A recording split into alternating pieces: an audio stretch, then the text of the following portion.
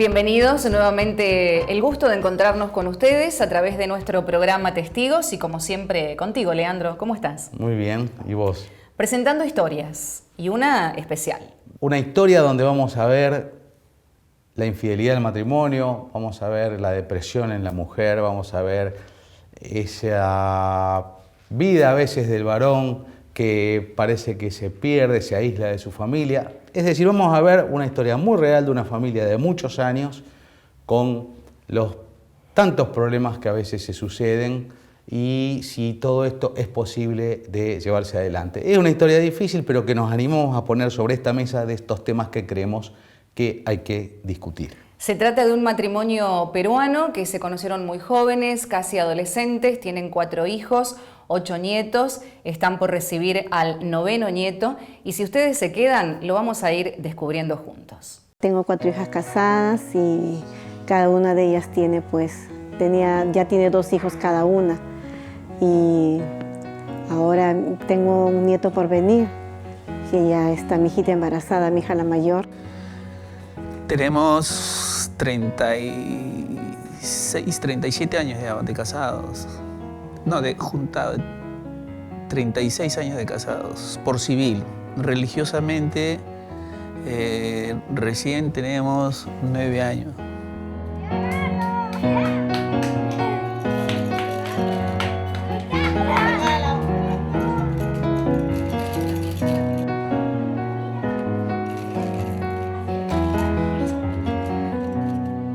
He tenido que hacer muchas cosas porque en realidad con 5 hijas trabajar no se podía.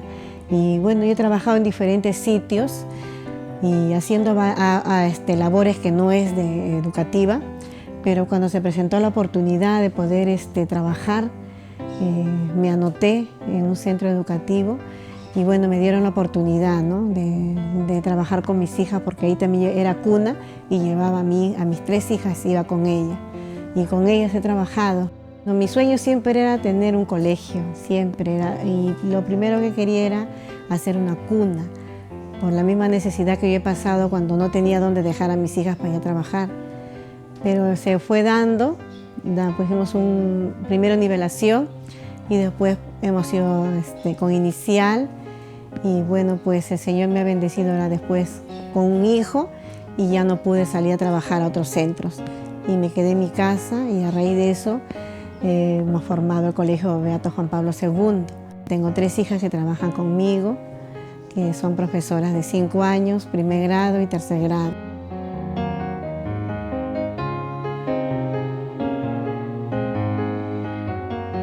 Ella vivía en el mismo barrio que yo. O sea, nuestras familias vivían ahí en Condevía, en la primera etapa, su casa casi frente a la mía. Y como es la niñez, la juventud, va despertándose las inquietudes por el sexo opuesto y vi a una niña que estaba cambiando y era una vecina y se llamaba Orfelinda y no sé, de un momento a otro sentí necesidad de buscarla, de estar, conversar y ella tendría 13 años, yo 15 para 16 años y desde esa época estamos juntos. Fue muy bonito porque yo me enamoré de él desde que lo vi, ¿no? Desde que lo vi, primeramente me gustó y poco a poco me he ido enamorando de él, ¿no? Hasta ahora y esa etapa no la puedo olvidar nunca.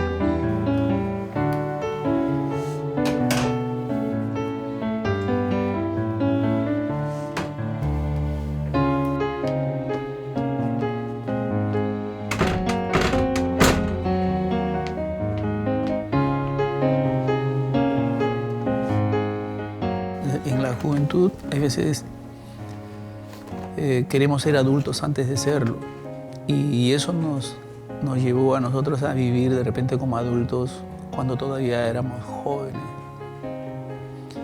Irresponsablemente, porque sin tener un trabajo, ella todavía estudiando,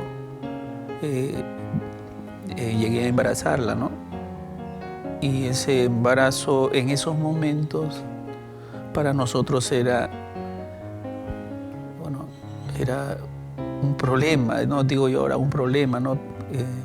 Cosa que me duele, pero como hombre en esa dificultad, cobardemente le dije que no podía hacer y que tenía que abortarlo. Creo que es una etapa que marcó mucho la vida, ¿no? La vida nuestra, especialmente en ella como mujer, como niña que enfrentó a la muerte por un embarazo, por actos realizados así nomás, por emoción, por querer experimentar. Me marcó mucho el perder a mi hijo, del que les dije anteriormente del aborto. Y bueno, cuando ya de repente supero la infidelidad de mi esposo. Sí. Ya están los integrantes de nuestro foro, así que les vamos a preguntar a ellos, a ver qué opinan ya con las primeras vivencias de esta familia. Llamó la atención cómo planteó un hecho bastante normal y conocido, ¿no? De estos dos muchachos muy jovencitos que se ponen de novios y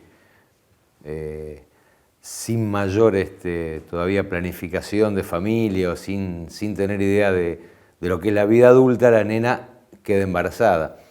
Y bueno, estoy esperando el fin de la historia porque es bueno ver cómo la familia está realmente reunida, no se destruyó, o sea, ese fracaso incipiente yo estoy viendo que termina siendo una familia.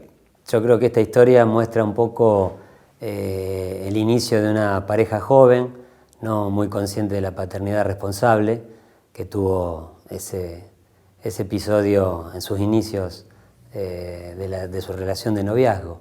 De todas maneras, también me parece que en esta primera parte de la historia, es una historia de bastante coraje, de amor en el futuro, porque de todas maneras ellos pudieron superar los problemas de trabajo, los problemas incluso habitacionales, y el proyecto, sobre todo la señora, me da la impresión de que la mujer es la que fue el pilar de esa familia, hasta ahora lo que hemos visto, porque después, en lo último de esta historia, habla de la infidelidad del marido, así que calculo que ella ha tenido un gran amor por ese hombre, por esa familia, por lo cual la ha ayudado a seguir adelante en la construcción familiar. Me trajo a la memoria el recuerdo de nuestro matrimonio, ¿no? Que la lucha de la familia, la lucha de empezar a tener una familia y constituir una familia, aparte de una familia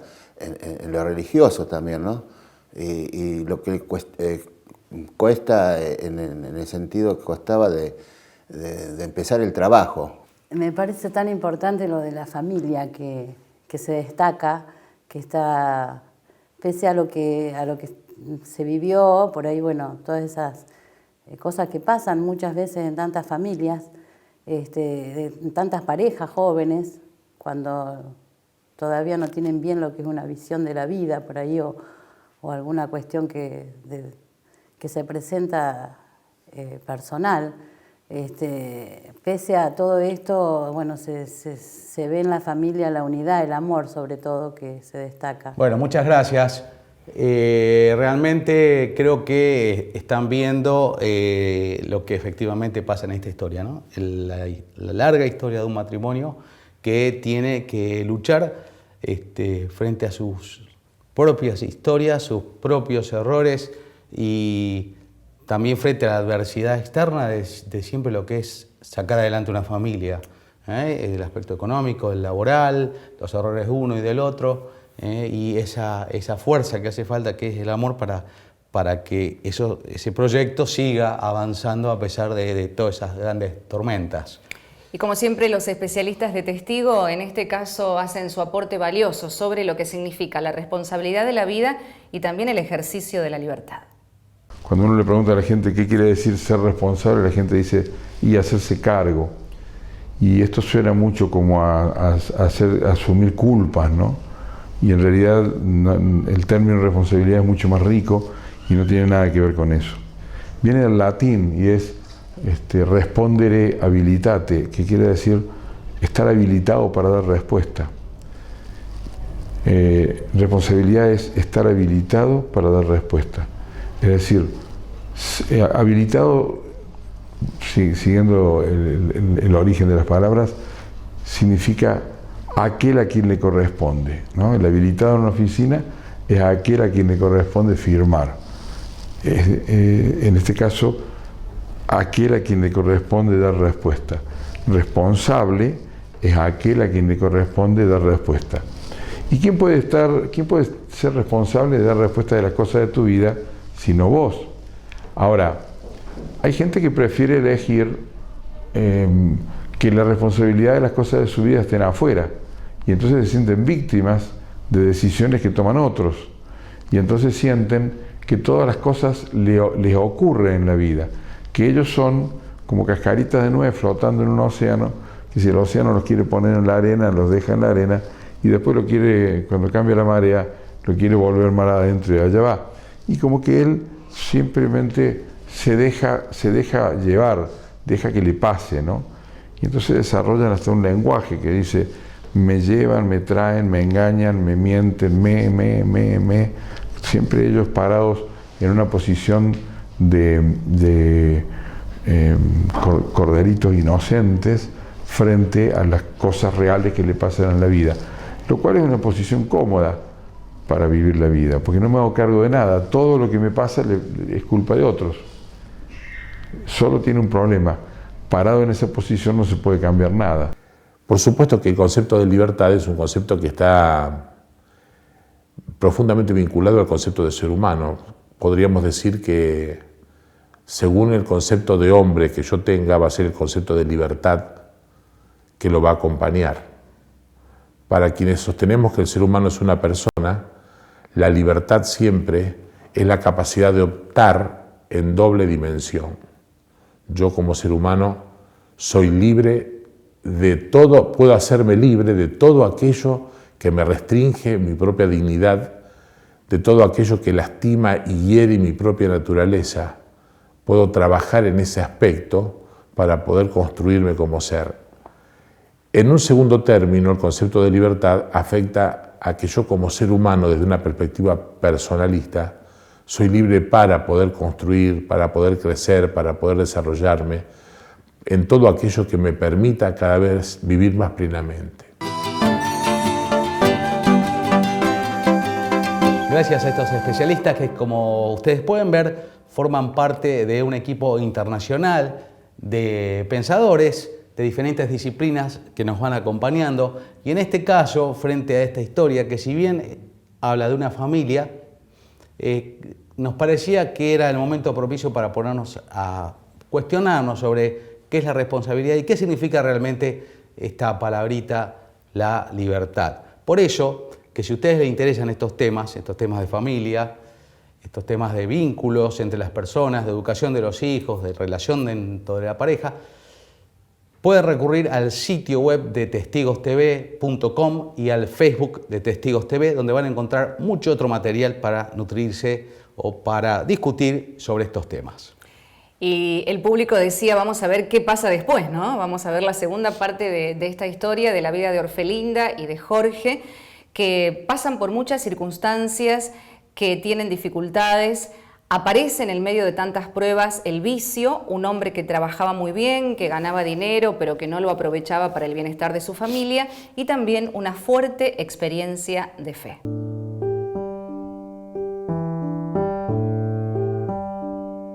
Yo en aquella época, joven, yo en la uni, con mucho conocimiento de matemáticas, era deportista, jugaba fútbol, jugaba en la liga de primera. Y ese conocimiento, ese de jugar, me dio un trabajo que a mí me pagaban muy bien. Yo he tenido la suerte de ganar comisiones muy altas en ese trabajo, pero no supe aprovechar. No supe aprovechar en la medida que yo podía haber aprovechado, ¿no? He logrado tener una casa, he ido haciendo la casa, pero podía haber hecho mucho más. Esa otra diferencia la he ido malgastando fuera de la casa. Lo he ido malgastando en tomar, lo he ido malgastando en otras cosas que ya no se puede regresar, simplemente fue una etapa de la vida. Bueno, una de las cosas es eso, haber tenido mucho y no haber estado preparado para tener eso. Lo otro es y con ella lo he conversado, ¿no? A veces el carácter de ella, y yo también, ¿no? Para mí estaba justo lo que ella me reclamaba, pero en la forma como lo hacía de repente no estaba bien. Y ella reclamaba y llegábamos incluso a gritarnos, a decirnos lisuras, a golpearnos. Y ya salía de la casa y cuando llegaba la hora de querer regresar, decía, ¿para qué voy a regresar? Voy a tener malos momentos y mejor me demoraba más. Y con el dinero en la calle, y con los amigos que también son de repente de la misma forma, ya empezó a hacerse cosas indebidas. Yo como mujer me sentí mal, me sentí hasta sentía que no valía nada. Estuve con pastillas, a la cual tampoco no sabía que era depresión. Recién sé lo que es depresión, porque en ese tiempo no se hablaba mucho de eso. Sí era una depresión, porque me encerraba en mi cuarto, dormía. Solamente quería dormir y después en la noche no dormía, amanecía en blanco. Las dificultades eran muchas, eran grandes. Y a mi esposa yo la veía mal, yo la veía demacrada, más delgada cada vez. Y de repente ella conoce al Señor a través del movimiento Juan 23 y yo no sabía lo que era eso, ¿no? Yo para mí yo estaba bien, vivía y me decían que era bueno en la calle porque con la plata que tenía podía poner la cerveza, podía invitar cosas. Y de repente ella empieza a cambiar su forma de tratar las dificultades. Y ya no era la misma, ya no gritaba, ya nada de eso, sino hablaba de una manera que para mí me parecía rara, ¿no? Y después de tanta insistencia de ella, le acepté, ¿no? Le acepté vivir esa experiencia porque también era una condición de una de mis hijas, ¿no? Mi esposa hace su retiro y también van haciendo su retiro mis hijas, pero una de ellas no quiso hacer porque decía primero que haga mi papá. Y es así como que ya le digo, yo voy a hacer el retiro. Y cuando voy a un retiro que no sabía lo que era realmente, ¿no? Y fui y ahí descubrí lo que yo era, ¿no? Lo que estaba haciendo, todo lo que podía perder por esa forma de vivir. Es mi razón de vivir ahora. Mi visión de la vida cambia. Ya me veía casado solamente por civil y decía que hay que casarnos religiosamente, nos casamos religiosamente. Después de eso, mi esposa con 46 años sale embarazada, yo tenía 50 años, un embarazo de alto riesgo. Y nace mi hijo Marcial.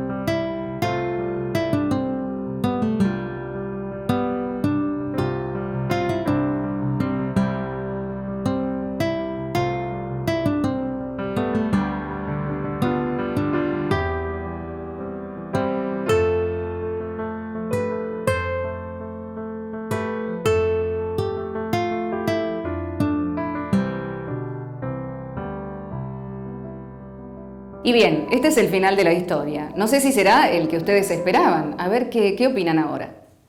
Es una cosa tan clara lo que vi en este núcleo familiar. Estábamos en un conglomerado donde el papá era la figura fuerte, evidentemente. Él habla de sí mismo permanente, yo esto, yo aquello, yo lo otro. Y nosotros vamos viendo cómo su esposa llega a un pozo depresivo.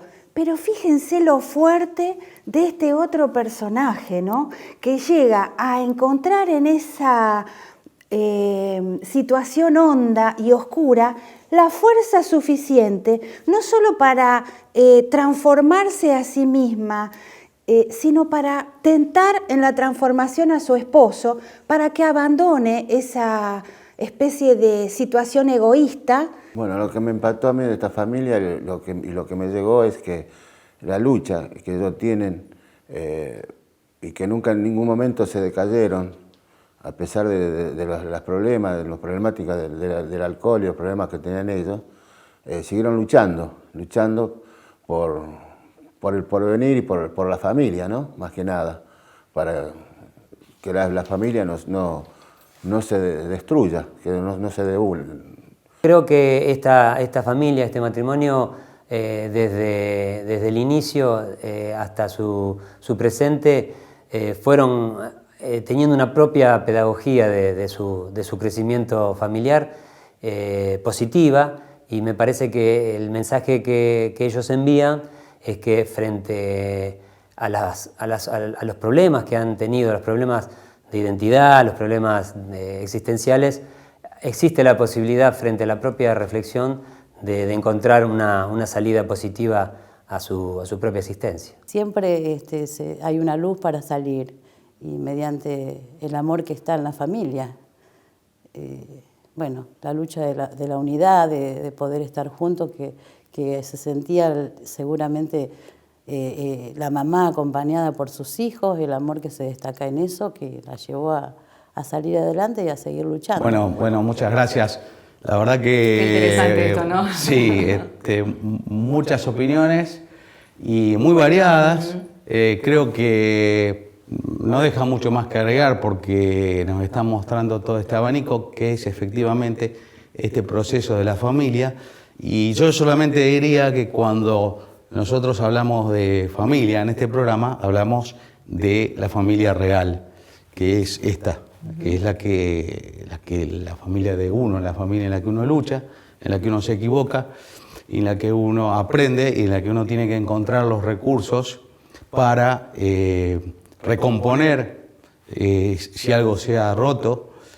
Obviamente que esa es la única familia que dura, que digamos una familia hecha de cristal no es real, y posiblemente si dura únicamente en las apariencias. Y fíjate, Leo, y por supuesto todos ustedes, qué gran oportunidad tenemos a partir de estas historias de vida que presentamos, conocer los disparadores que motivan las conductas humanas, ¿no? Y en esto nuestros especialistas precisamente son eso, especialistas en diferentes temas, por eso los escuchamos. Yo recuerdo que cuando estaba en secundario teníamos un catequista que nos ayudó a establecer una diferencia muy importante.